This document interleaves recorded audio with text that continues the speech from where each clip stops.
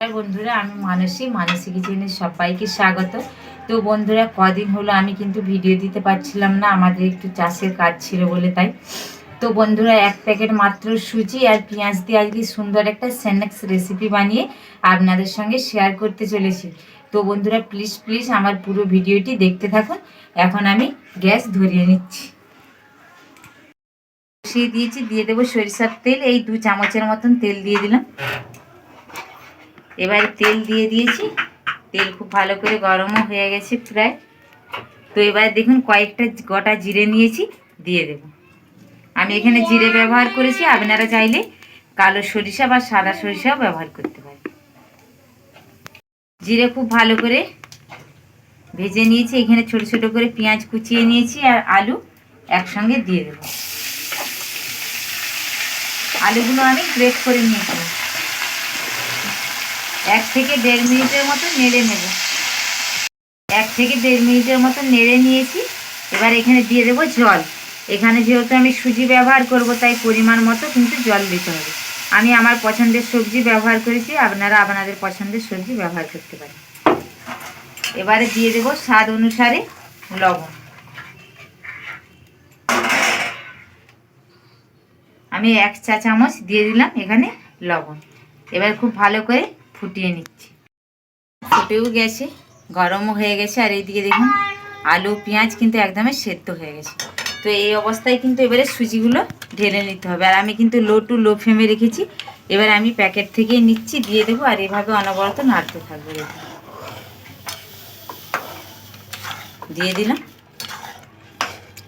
আর এই সময় কিন্তু একদমই হাইতে রাখা যাবে না, তাহলে সুজিগুলো কিন্তু ভালো করে সেদ্ধ হবে না। দেখুন, এবার একটা আমি ডো তৈরি করে নিচ্ছি।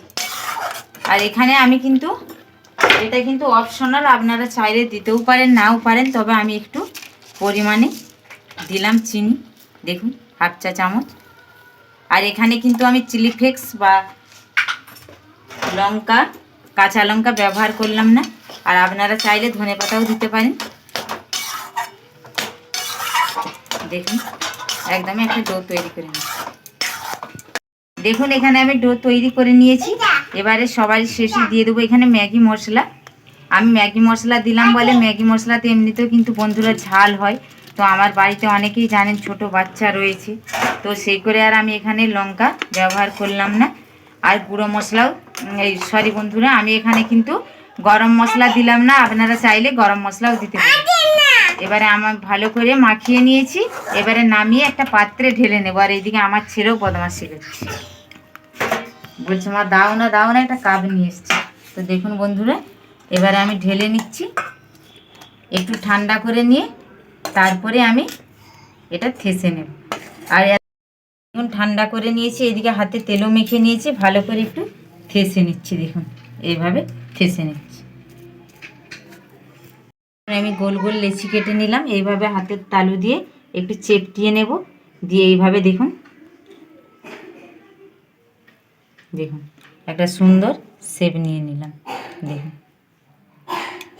দেখুন, এইভাবে আমি সবগুলো করে নিচ্ছি।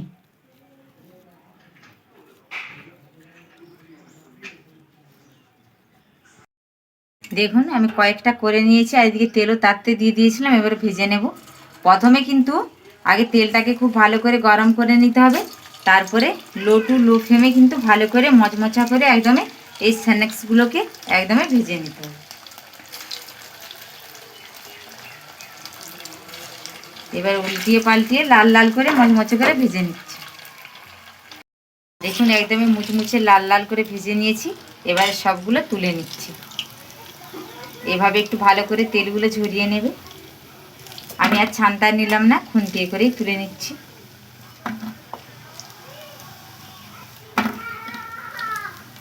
দেখুন, আমি বড় বড় করে বানানোর পরে মাঝে খুন্তি দিয়ে কেটে দিয়েছিলাম। দেখুন, আবার ওই একইভাবে সবগুলো আমি ভেজে নিচ্ছি।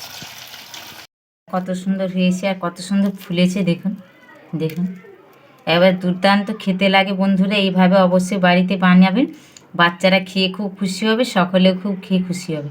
তো বন্ধুরা, আমার এই সুজি আর পেঁয়াজ আলু দিয়ে এই স্ন্যাক্স রেসিপিটা কেমন লাগলো অবশ্যই আপনারা কমেন্টের মাধ্যমে জানাবেন। ভালো লাগলে লাইক করবেন। আপনারা ভালো থাকবেন, সুস্থ থাকবেন, সাবধানে থাকবেন। আবার দেখা হচ্ছে অন্য কোনো রেসিপি দিয়ে। আপনারা ভালো থাকবেন, সুস্থ থাকবেন।